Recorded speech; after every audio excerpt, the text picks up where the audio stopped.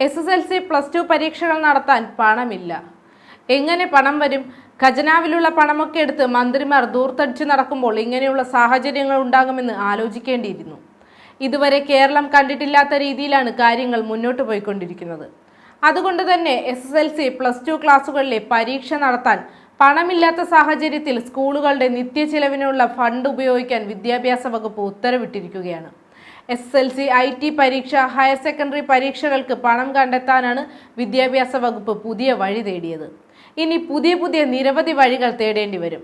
സർക്കാരിൽ നിന്നും പണം ലഭിക്കുന്ന മുറയ്ക്ക് സ്കൂളുകൾക്ക് ചിലവാകുന്ന പണം തിരികെ നൽകുമെന്നും ഉത്തരവിൽ പറയുന്നുണ്ട്. സ്കൂളുകളുടെ ദൈനംദിന ചിലവുകൾക്കായുള്ള PD അക്കൗണ്ടിൽ നിന്നും പണമെടുക്കാൻ അനുവദിക്കണമെന്നാവശ്യപ്പെട്ട് പരീക്ഷാ സെക്രട്ടറിയും പൊതുവിദ്യാഭ്യാസ ഡയറക്ടറും സർക്കാരിന് കത്ത് നൽകിയിരുന്നു. ഇതിന് അനുമതി നൽകിയാണ് ഇപ്പോൾ ഉത്തരവിറക്കിയിരിക്കുന്നത്.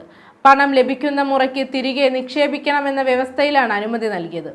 കഴിഞ്ഞ വർഷം ഹയർ സെക്കൻഡറി പരീക്ഷാ നടത്തിപ്പിൽ 21 കോടി രൂപയും VHSEക്ക് 11 കോടി രൂപയും SSLC IT പരീക്ഷയ്ക്ക് 12 കോടി രൂപയും ചിലവായിരുന്നു. ആകെ 2022-2023 അധ്യയന വർഷം പരീക്ഷാ നടത്തിപ്പിന് ചിലവായ 44 കോടി രൂപയാണ് പൊതുവിദ്യാഭ്യാസ വകുപ്പിന് കുടിശ്ശികയുള്ളത്.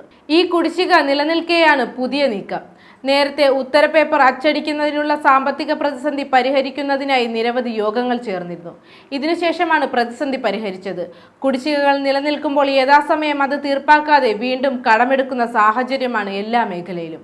വിദ്യാഭ്യാസ മേഖലയിൽ അത് എത്തി നിൽക്കുമ്പോൾ തികച്ചും അസഹനീയമാണ്. നാളത്തെ ഭാവി തലമുറയുടെ വിദ്യാഭ്യാസം നഷ്ടപ്പെടാതിരിക്കാനുള്ള സാഹചര്യം വേണം ഇനി നിലനിർത്താൻ. കുറച്ചുനാൾ മുൻപാണ് SSLC മോഡൽ പരീക്ഷയുടെ ചോദ്യപേപ്പറിന് 10 രൂപ ഈടാക്കി തുടങ്ങിയ വാർത്തകൾ വന്നത്. SSLC മോഡൽ പരീക്ഷയ്ക്ക് വിദ്യാർത്ഥികളിൽ നിന്നും പണം പിരിക്കാൻ തീരുമാനമായതും.